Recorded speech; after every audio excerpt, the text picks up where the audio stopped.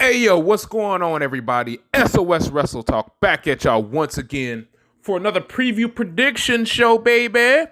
And I guess it's that time of year once again as the second annual AEW New Japan Pro Wrestling Forbidden Door show takes place. This time is not on American soil. This time that bad boy is taking place in Toronto, Canada, my home away from home. Shout out to all my Canucks upstate. Up north, shout out to all my Canucks up there. You know, your boy is an honorary Canadian himself, so I wish I could be there at the show. I'd definitely be watching this on pay-per-view. You know how your boy does it, whatever that is, whatever may have you. So, like I said, this is the second annual event. Like I said, I think it's in the Scotiabank Center is what it is. So, this might be, once it all is said and done, this might be in contention for maybe the best pay-per-view of 2023, whether that be AEW, WWE, or New Japan Pro Wrestling. So, it's reported that I believe the main event of the show is for the U.S. title, that being Kenny Omega versus Will Ospreay. But I could also see Brian Danielson, whatever you want to call him, taking on Kazuchika Okada main eventing as well. I could see either one of those happening. So let's go ahead and talk about it. Let's go ahead and just break this down right now. So I kind of found out the card, if you will. Not really found out. I did some research. My buddy put me up on game. Shout out to Fred, K-Pape Connection, you know what I'm saying? So, without any further ado, let's get into this. I'm going from top to bottom. I'm not really going to go in any order. This is how I perceive the match card to be in order. So, we have the team, or not the team, excuse me, that would be the next match. We have Athena taking on Billy Starks right here. I don't know if it's for the Ring of Honor Championship. I would assume it is, since Athena is the Ring of Honor Champion. Of course, Billy Starks, I believe, just signed a AEW contract not too long ago. I think Athena retains here, although I think that would give the crowd a nice pop if Billy Starks got the W. I believe she's 18 years old, 19 years old, somewhere around there. So, give the crowd a nice pop. But as you go into any venture, any business venture, you know there are people who are far more experienced than you. And I feel Athena is one of those people. She's far more experienced than her, and she knows her way around the ring, and she might know some tricks that Billy Starks does not know. So, on that note, I'm going to take the Ring of Honor Women's Champion Athena to get the W right here. Moving on up this card, we have Team Sting versus Team Jericho, which is Jericho, Suzuki, Jericho, Suzuki, and Sammy Guevara. So it's going to be a 6-man tag team match. And Sting's team is right now is this himself and Darby Allin with the mystery partner to be named on Sunday. And on the promo for this match, Darby Allin actually said to Chris Jericho, "You've made a lot of enemies in a lot of different places." And that, I love that he said that, because that gets your mind thinking about, okay, who could this possibly be? Who could this possibly be? And I've seen a lot of people say maybe it's Shingo Takagi, but Jericho really has not really interacted with Shingo Takagi that much, or if at all. I've even seen Goldberg, which is, I think that would be really hilarious if it was Goldberg. I don't know if this is going to be the guy, but it would kind of make sense for this Forbidden Door show, and because he's actually in Mexico the day before, he could actually get there pretty quickly if he got done with his whatever he need to get done with to go. I've seen a lot of people say Tetsuya Naito as well, and I just, once they said that, I just can't get the thought of my head of the Scotiabank Arena just chanting Naito's name with his theme blaring in AEW. I think that would be a great visual. See, me personally, I'm hoping it's Naito. Hey, it could be anybody at this point. I'm not even going to play guess maker right now.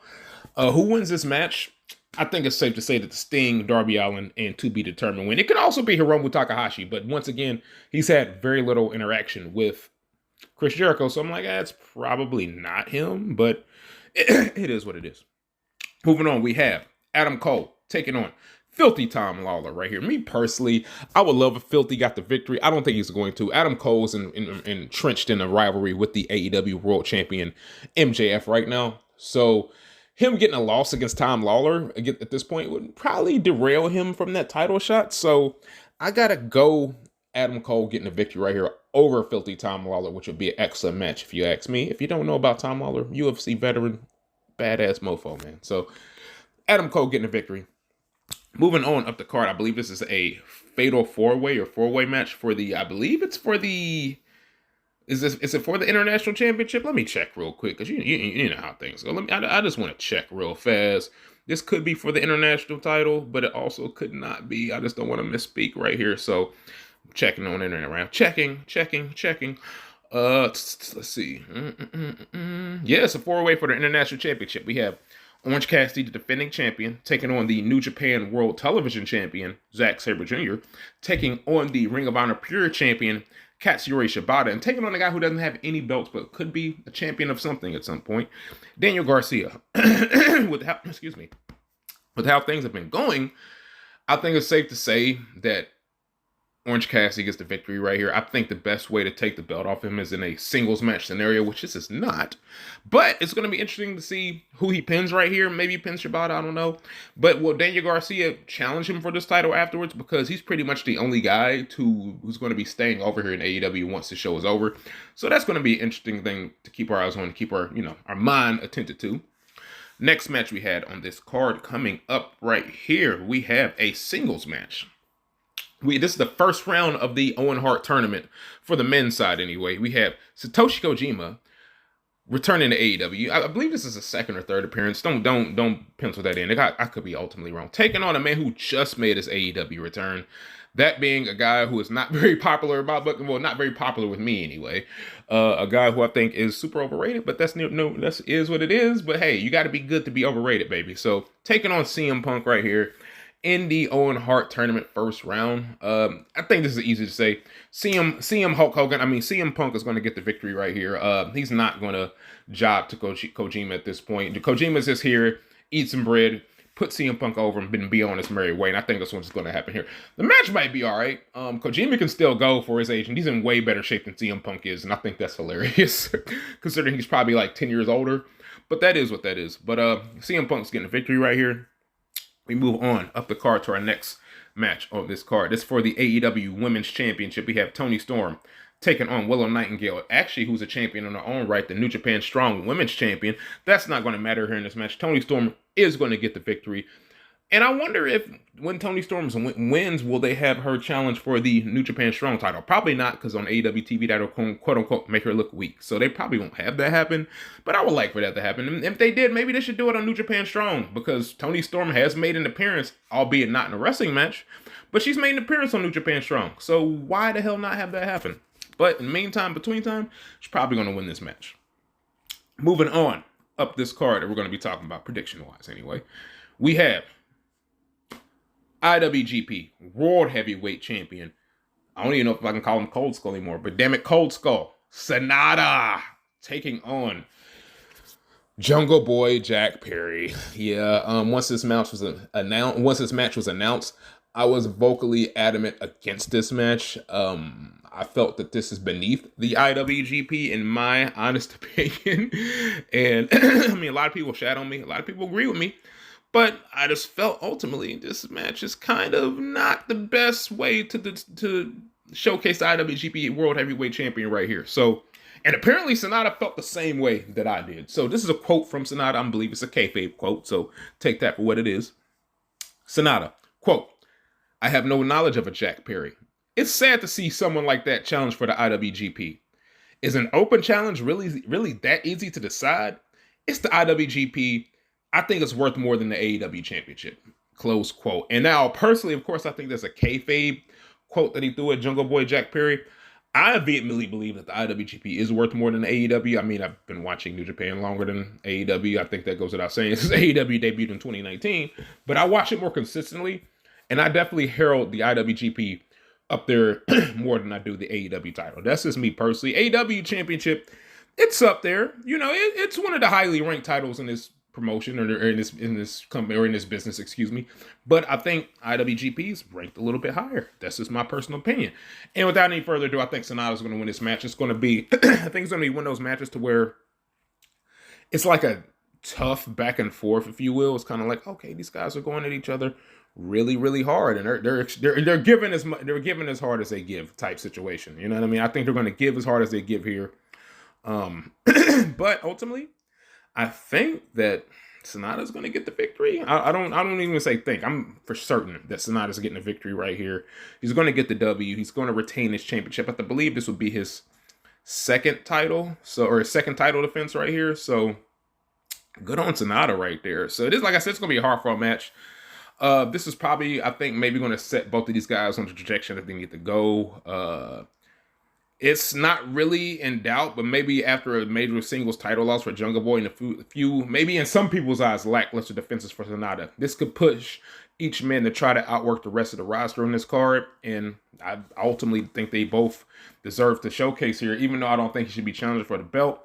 I can't deny Jack Perry's talent. He's a talented wrestler, so I have to give him that. But yeah, moving on. We moving up, keeping on. The next match we have is probably going to be for the it's going to be for the AEW World Championship right here. We have MJF, the current champion, taking on and defending this belt against the ace of New Japan Pro Wrestling, Hiroshi Tanahashi right here.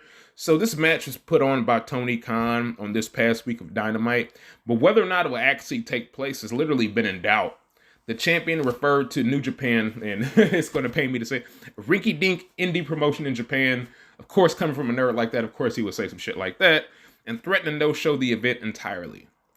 This storyline development could lead to numerous outcomes, if you ask me. Fans have speculated CM Punk might defend his big red bag against Tanahashi instead, but we found out now that's not going to happen since he's going to be wrestling Kojima. Either way, there's a match graphic made, so they have to have this match included, and it would be ballsy for them not to have this match take place. I actually think it would be funny. Prediction for this match, I think MJF is going to defeat the ace from New Japan Pro Wrestling. This result really doesn't seem to be in doubt. It looks like MJF is scheduled and probably penciled in to hold this title into the end of this year that we're currently in. So MJF beating a tenured star like Tanahashi could pretty much put another feather in his cap. If this match doesn't end up happening, that would be, like I said, that would be a ballsy move by AEW, but we kind of pretty much got him confirmed to challenging. If you watch the episode of AEW Dynamite, he definitely challenged for that. So, moving on. Up the card. We have Kazuchika Okada taking on Bryan Danielson in the first time meeting right here. What really more can you say about this, man? These guys have been passing trains in the night in any promotion that they've been in. I mean, once the New Japan and Ring of Honor start having a worker agreement, Bryan's already in WWE at this point. So this is so crazy. And this is actually a match that we get to see live with our own eyes in 2023. This is the type of dream match, in my opinion, that all wrestling fans have hoped for at the first Forbidden Door last year. So last year's event, there was a lot of injuries, a lot of stuff going down, and maybe curse the event. You know, people getting injured left and right. It made for a really weird card right here. Overall, I feel like, because I was there in attendance last year at the Forbidden Door in Chicago, I think fans were satisfied with the show, but they were definitely hungry for more as far as one-on-one action between AEW wrestlers and New Japan Pro Wrestling wrestlers. So Okada got a victory over the other members of the Blackpool Combat Club at Dominion. Once he did that, Bryan Danielson issued the challenge to see who was the quote-unquote true best in the world right here. And I'm so happy this match is taking place. This is definitely going to be a match of the night, if not a match of the year. So my prediction, Okada's getting a W over Bryan Danielson. I think this is a tough one to call, but where the position that both of these guys are in the company, I think it's safe to say that Okada's getting this victory. And I think this will probably be the best match of the night, if not the whole year, if you ask me. If you ask your boy what I think about that. So, I believe, I missed a match. I actually missed, it was the, the Elite, which, if you didn't watch if you didn't watch AEW this past Wednesday, the Elite are going to be taking on the Blackpool Combat Club, and I believe a 5-on-5 match. I don't know if there is any stipulations to that match, but I know it's a 5-on-5. And the guys that are on the Blackpool Combat Club side, easy for me to say, shit. We have Jon Moxley, Wheeler Yuta, and Claudio Castagnoli teaming with Konosuke Takeshita and Shota Umino to take on the Elites, Hangman Page, Matt Jackson, Nick Jackson, and they'll be teaming up with two people they usually don't team up with, that being Eddie Kingston and Tomohiro Ishii right here. So, man, this is crazy. I think the Elite are going to get a little bit of comeuppance because I think they've been getting their ass kicked in this feud for the most part. So I could see the Elite getting a little bit of comeuppance. I like the addition of Shota Umino and Takeshita in this match because, in my opinion, I could be wrong, but Amino's a loosely affiliated member of Blackpool Combat Club. I mean, he's affiliated with Moxley. I just think that makes sense.